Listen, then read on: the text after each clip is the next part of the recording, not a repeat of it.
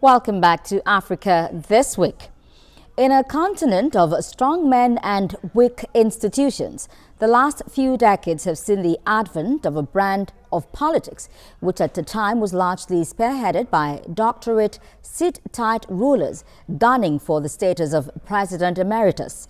With dictatorship on the verge of gaining foothold in Burundi, presidential term limits is on a slippery slope, as the outcome of a recent referendum could allow Pierre Nkurunziza, who has been in power since 2005, rule for another 14 years when his term expires in 2020. Joining me to dig deep on Africa This Week is Babatunde Fagbayigbo, Associate Professor of Law at the University of South Africa in Pretoria, South Africa. Welcome to the program. Good afternoon, and good afternoon to your viewers. Well, let's quickly get your reaction now to developments in Burundi as the country voted in a referendum to keep President Pierre Nkurunziza in power until 2034. Yes. The genesis of this crisis can be traced back to 2015 when Pierre Nkurunziza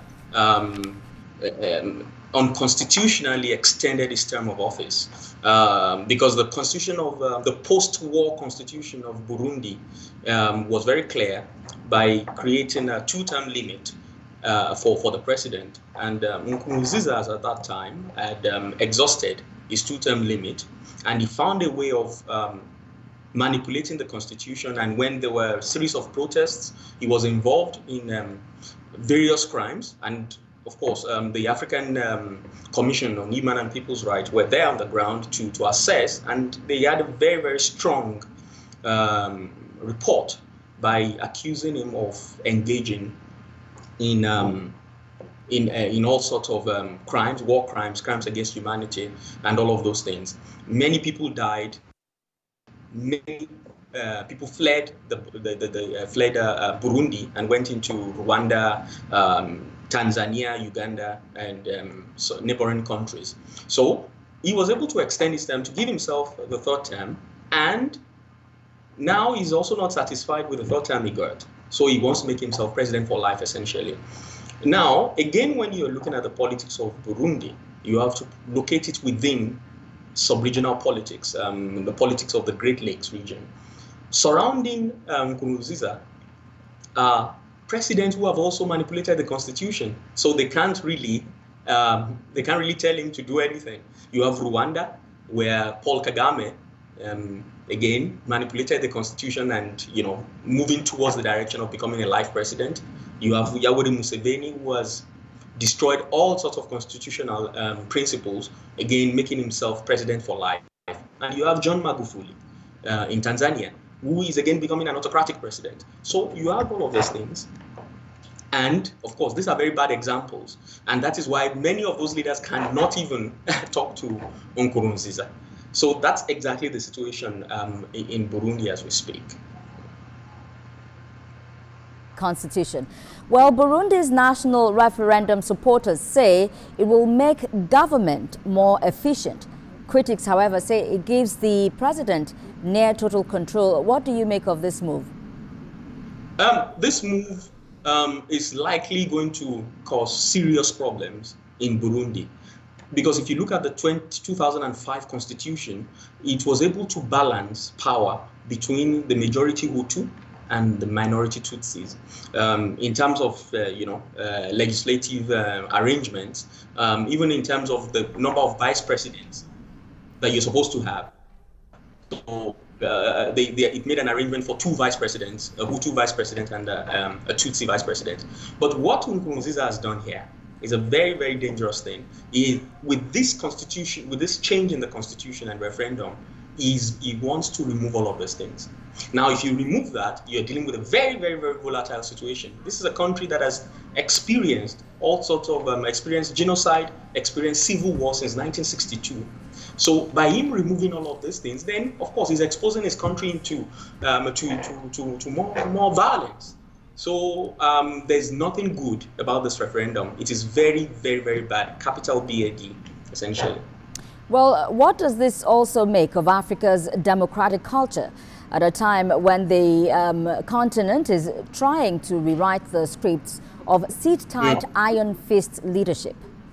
No, it's as I said earlier, it fits into another narrative. You see, because there's growing sense of authoritarian rule across the continent. There's a growing sense. What some call 2 steps forward, 1 step backward. Now we have experienced democratic gains in places like Gambia, in Ghana, in Liberia. But the thing is this: when you have situations like this, particularly in the Great Lakes region, I mean, you have Ethiopia as well. Ethiopia is by no means a democratic nation.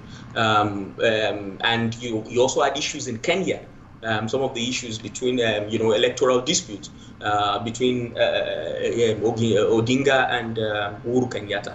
You see, so this actually fits into that narrative of the problems we're having on the continent. And also, it also speaks to something very important. It speaks to the inability of regional organizations to actually lead the way. So, you have the East African community, which is essentially cannot do anything about Burundi. And it's actually supposed to be the primary organization that should deal with Burundi, just like ECOWAS dealt with Yahya Jammeh of Gambia. Then you have the African Union, which is essentially very quiet and is not saying anything about this. So there's a problem with the democratization process in Africa, and which again we need more assertiveness on the part of regional organizations. And we always use the case of Gambia, how ECOWAS dealt with Gambia. That was a very, very good example on how sub-regional organizations could actually step in. But unfortunately, we can't find that in the EAC. And as I said earlier on, the EAC, Nkurunziza is surrounded by dictators. So there's no incentive for him to be on to exhibit any good behavior. Let me cut you in now. But before thinking of ECOWAS, should Burundians themselves have allowed this to happen? After all, a referendum was conducted. No, if you look at reports, that referendum is a sham. That referendum is a sham. Opposition members were arrested. People were killed. Ballot boxes were stuffed. Nkurunziza did not even allow external electoral observers to come into the place. So it was total war. So he comes up with this, this very, very questionable result of 73%. Where did he get it from? People were harassed. People were so scared to even go out to vote. So we should not, he's trying to hide behind, the facade of democracy. That violates all rules of democracy. So we shouldn't even consider that referendum. And of course, in the bigger scheme of things, we should also understand that this referendum is a reversal of what was signed in 2005, a process that was led by South Africa and other members of the EAC. Nelson Mandela started. All right, Babatunde. Some school of thought have argued that regime change often do not necessarily translate to good governance. Taking a cue from the development in Rwanda, how would you describe the governance in Burundi under Nkurunziza? You see, Nkurunziza has not really done. Poverty levels are still extremely high. He has not brought any serious development to that country.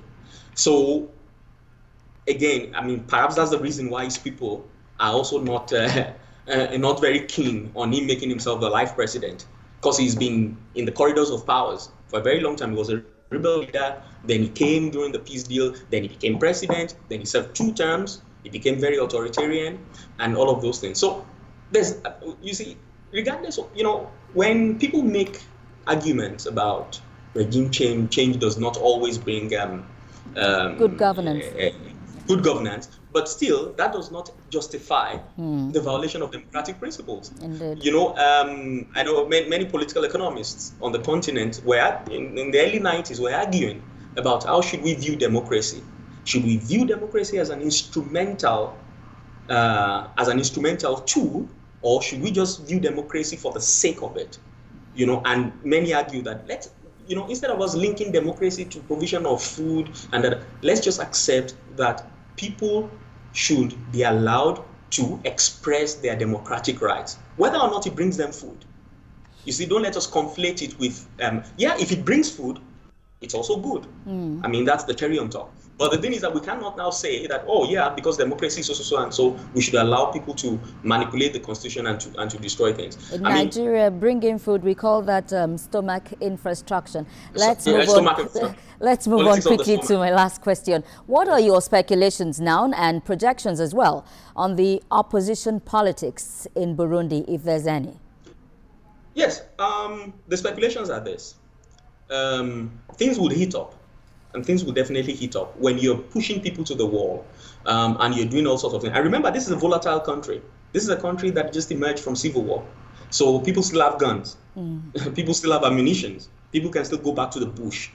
We also have to remember that he borders Rwanda. Kagame does not like him.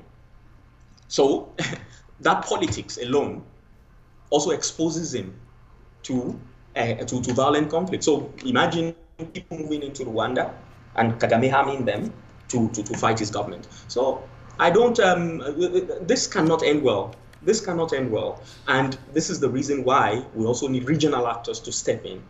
We always talk about early warning systems. We need to sharpen our early warning system. This is one of the key things that would likely lead to more violence. Babatunde Fagbayigbo, the Associate Professor of Law at the University of South Africa, thank you for joining me on Africa This Week. Thank you very much. Well, perhaps taking a cue from Uganda's Yoweri Museveni and Rwanda's Paul Kagame, who recently altered presidential limits, Burundi finds itself in a familiar territory where the thought of a possible dynasty continues to spark grave concerns, both at home and abroad. No doubt, Nkurunziza's advance towards a presidency that could become a lifelong role is worrying, ensuring that more of the hard-won democratic freedom in the landlocked nation will most likely be sacrificed. I have been your guide, Fadishola Shotingwa. Many thanks for watching, and bye for now.